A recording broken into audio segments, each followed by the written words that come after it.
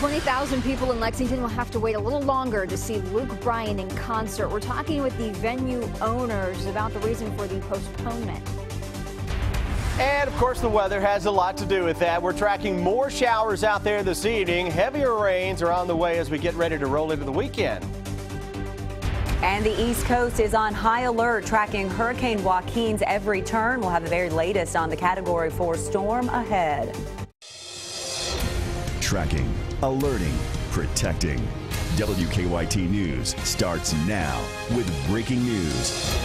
Welcome to WKYT News at 4. I'm Amber Philpott reporting. Jennifer has the afternoon off. Oregon State Police say between 7 and 10 people were killed and more than 20 others injured in a shooting at an Oregon community college. We're also learning, though, that number could be 13, that coming from the Oregon Attorney General. Some conflicting numbers there. The shooting happened today on the campus of Umpqua Community College in Roseburg. The shooter, we understand, was downed, according to authorities, but his condition is not clear at this time. The Douglas County Fire Marshal says law enforcement found multiple victims in multiple classrooms. A spokesperson for a hospital in Roseburg says several shooting victims have been brought in for treatment. Students and faculty members are being bused to a nearby fairgrounds area to be picked up. And of course, we will continue to follow this story. We have more information about the school where today's shooting happened. It is a 2-year public community college. More than 2,000 students are enrolled at Umpqua. More than half are part-time students. It is located in a rural area. The town of Roseburg has a population of about 21,000. The school officer says that certificates and associate degrees are offered. We'll have more on the breaking story coming up on WKYT.com and, of course, throughout this afternoon's newscast. Well, it is October, and it is off to a cold and wet start with showers continuing throughout the rest of the week and into our weekend.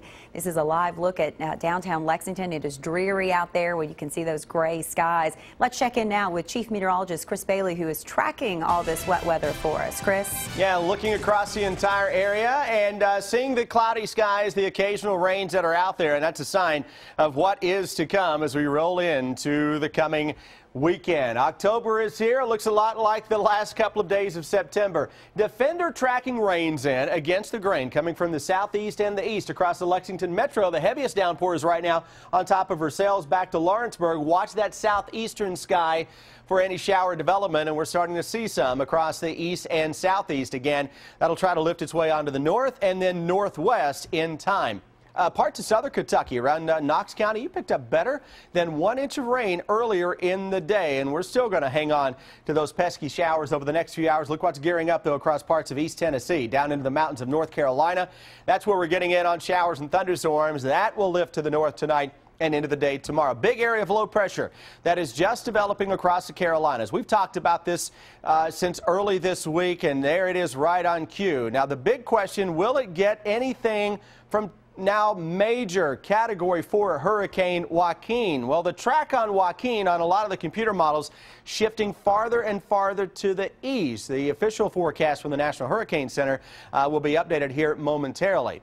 Regardless of what happens with our hurricane across the eastern seaboard potentially or in the Atlantic, Amber, our rains are coming from the east. So with or without Joaquin, we've got more rain and wind in the forecast over the next few days. Hour by hour, we'll break it down for you in good detail coming up all the way through your Saturday and Sunday.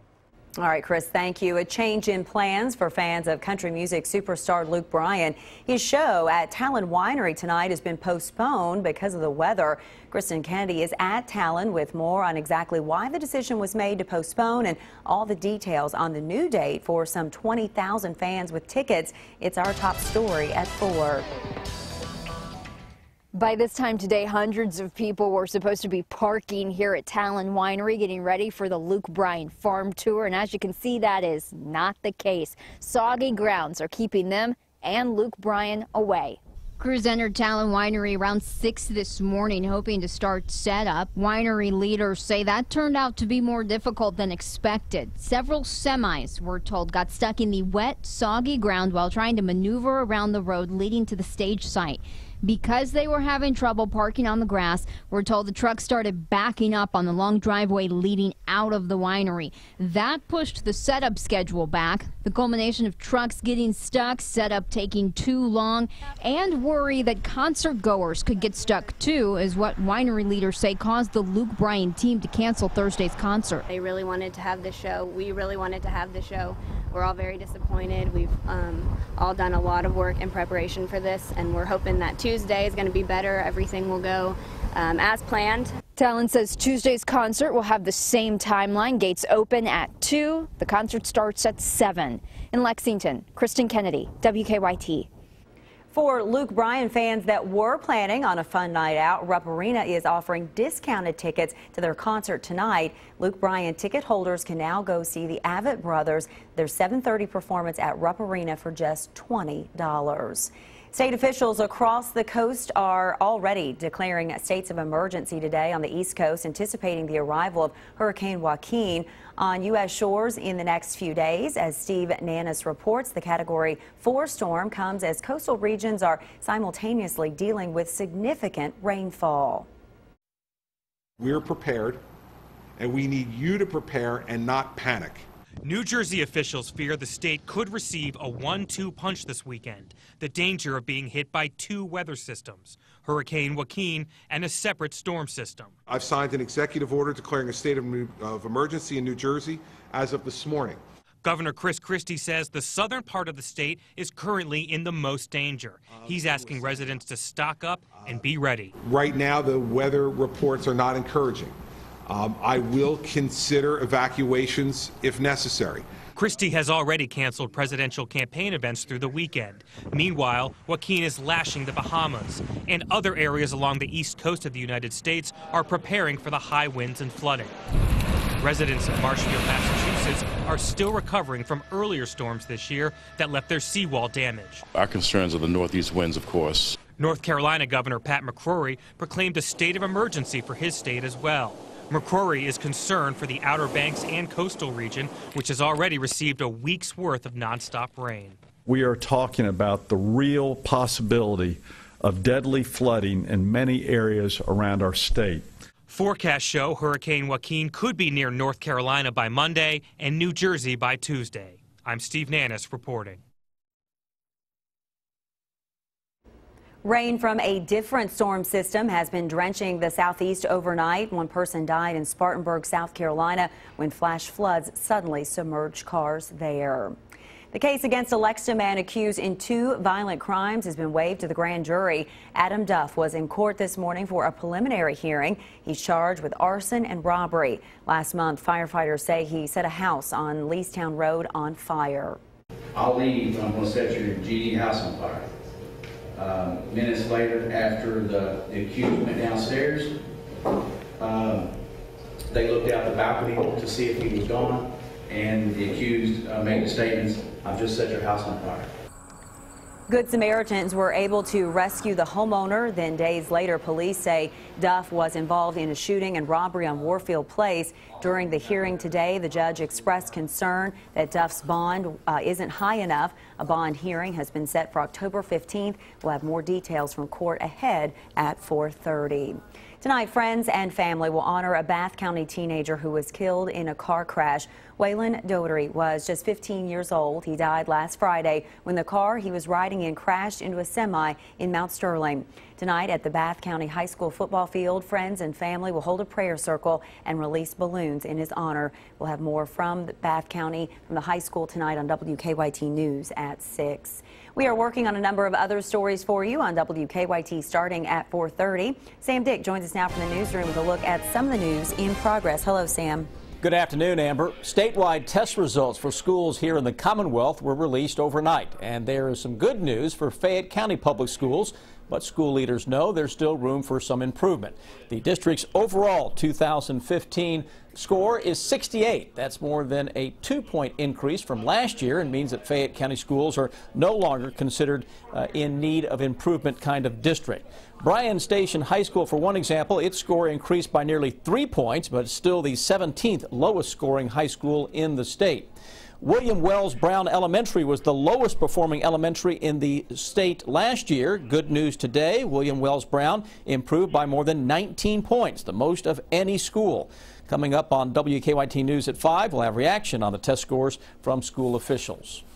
LexTran plans to make some changes when it comes to some of its bus routes. The proposed changes have some of the people living in one neighborhood in Lexington worried, though. LexTran leaders say they're modifying and in some cases canceling bus routes because the number of people using them is simply too low. Route 20, which runs through Masterson Station, would be eliminated and Leestown Road would be covered by another bus route. LexTran officials say they've received more comments about the Masterson Station proposal than any other proposed bus route adjustment. I would have to find another job, you know, because I won't be able to